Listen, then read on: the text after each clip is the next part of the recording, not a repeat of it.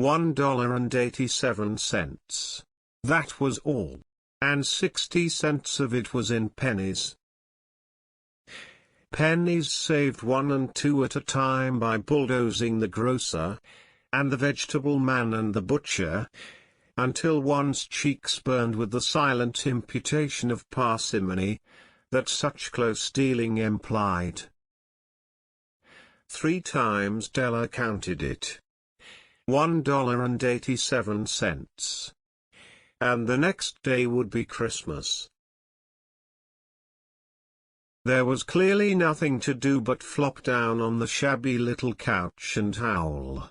So Della did it, which instigates the moral reflection that life is made up of sobs, sniffles, and smiles, with sniffles predominating. While the mistress of the home is gradually subsiding from the first stage to the second, take a look at the home. A furnished flat at $8 per week. It did not exactly beg a description, but it certainly had that word on the lookout for the mendicancy squad. In the vestibule below was a letterbox into which no letter would go, and an electric button from which no mortal finger could coax a ring. Also appertaining thereunto was a card bearing the name Mr. James Dillingham Young. The Dillingham had been flung to the breeze during a former period of prosperity, when its possessor was being paid $30 per week. Now, when the income was shrunk to $20, though, they were thinking seriously of contracting to a modest and unassuming debut whenever Mr. James Dillingham Young came home and reached his flat above. He was called Jim and greatly hugged by Mrs. James Dillingham Young, already introduced to you as Della. Which is all very good. Della finished her cry and attended to her cheeks with the powder rag. She stood by the window and looked out dully at a grey cat walking a grey fence in a grey backyard. Tomorrow would be Christmas Day, and she had only $1.87 with which to buy Jim a present. She had been saving every penny she could for months, with this result. $20 a week doesn't go far. Expenses had been greater than she had calculated. They always are. Only $1.87 to buy a present for Jim. Her Jim. Many a happy hour she had spent planning for something nice for him. Something fine and rare and sterling. Something just a little bit near to being worthy of the honor of being owned by Jim. There was a pier glass between the windows of the room. Perhaps you have seen a pier glass in an $8 flat. A very thin and very agile person may, by observing his reflection in a rapid sequence of longitudinal strips, obtain a fairly accurate conception of his looks. Della, being slender, had mastered the art. Suddenly she whirled from the window and stood before the glass. Her eyes were shining brilliantly, but her face had lost its color within 20 seconds. Rapidly she pulled down her hair and let it fall to its full length. Now, there were 2 possessions of the James Dillingham Youngs in which they both took a mighty pride. One was Jim's gold watch that had been his father's and his grandfather's. The other was Della's hair. Had the Queen of Sheba lived in the flat across the air shaft, Della would have let her hair hang out the window some day to dry just to depreciate Her Majesty's jewels and gifts.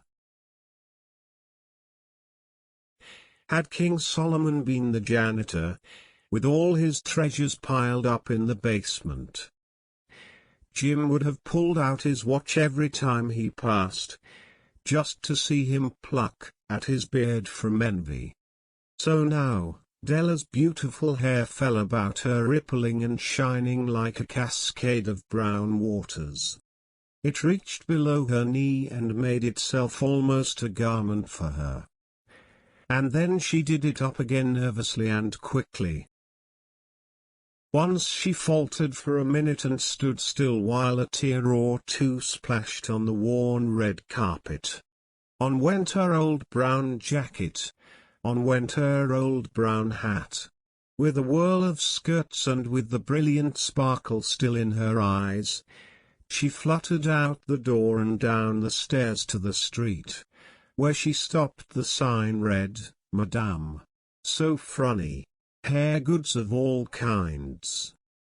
One flight up Della ran, and collected herself, panting. "Madam, large, too white, chilly, hardly looked the so funny." "Will you buy my hair?" asked Della. "I buy hair," said Madam. "Take your hat off and let's have a sight at the looks of it." Down rippled the brown cascade. $20, said Madam, lifting the mass with a practiced hand. "Give it to me quick," said Della. "Oh, and the next 2 hours trip by on rosy wings."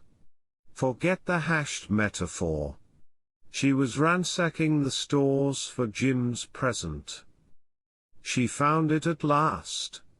It surely had been made for Jim and no one else.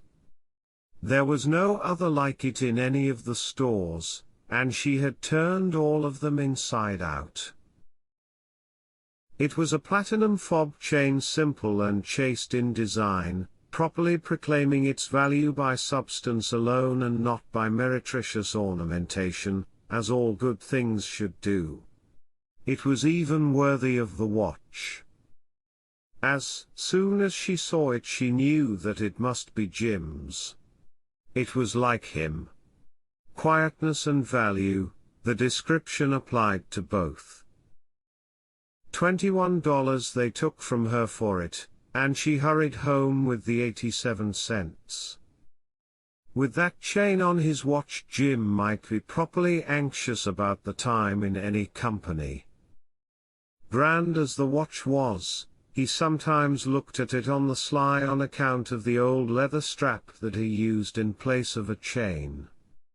When Della reached home, her intoxication gave way a little to prudence and reason. She got out her curling irons and lighted the gas and went to work, repairing the ravages made by generosity added to love.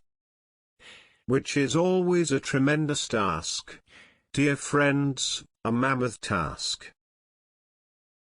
Within 40 minutes her head was covered with tiny, close-lying curls that made her look wonderfully like a truant schoolboy. She looked at her reflection in the mirror long, carefully, and critically. "If Jim doesn't kill me," she said to herself, "before he takes a second look at me, he'll say I look like a Coney Island chorus girl. But what could I do? Oh, what could I do with $1.87? At 7 o'clock the coffee was made, and the frying pan was on the back of the stove hot and ready to cook the chops. Jim was never late.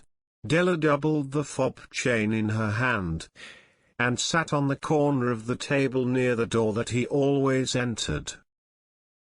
Then she heard his step on the stairway down on the first flight, and she turned white for just a moment. She had a habit of saying a little silent prayer about the simplest everyday things, and now she whispered, "Please God, make him think I am still pretty." The door opened and Jim stepped in and closed it. He looked thin and very serious. Poor fellow, he was only 22, and to be burdened with a family. He needed a new overcoat and he was without gloves. Jim stopped inside the door, as immovable as a setter at the scent of quail. His eyes were fixed upon Della, and there was an expression in them that she could not read, and it terrified her. It was not anger, nor surprise, nor disapproval, nor horror, nor any of the sentiments that she had been prepared for. He simply stared at her fixedly with that peculiar expression on his face. Della wriggled off the table and went for him. "Jim, darling," she cried, "don't look at me that way. I had my hair cut off and sold because I couldn't have lived through Christmas without giving you a present. It'll grow out again, you won't mind, will you? I just had to do it. My hair grows awfully fast. Say Merry Christmas, Jim, and let's be happy. You don't know what a beautiful, nice gift I've got for you." "You've cut off your hair?" asked Jim, laboriously, as if he had not arrived at that patent fact yet even after the hardest mental labor. "Cut it off and sold it," said Della. "Don't you like me just as well, anyhow? I'm me without my hair, ain't I?" Jim looked about the room curiously. "You say your hair is gone?" he said, with an air almost of idiocy. "You needn't look for it," said Della. "It's sold, I tell you, sold and gone, too. It's Christmas Eve, boy. Be good to me, for it went for you." "Maybe the hairs of my head were numbered," she went on with sudden serious sweetness, "but nobody could ever count my love for you. Shall I put the chops on, Jim?" Out of his trance Jim seemed quickly to wake. He enfolded his Della. "For 10 seconds let us regard with discreet scrutiny some inconsequential object in the other direction. $8 a week or $1 million a year, what is the difference?" A mathematician or a wit would give you the wrong answer. The Magi brought valuable gifts, but that was not among them. This dark assertion will be illuminated later on. Jim drew a package from his overcoat pocket and threw it upon the table. "Don't make any mistake, Dell," he said, "about me. I don't think there's anything in the way of a haircut or a shave or a shampoo that could make me like my girl any less. But if you'll unwrap that package you may see why you had me going a while at first." White fingers and nimble tore at the string and paper. And then an ecstatic scream of joy, and then, alas!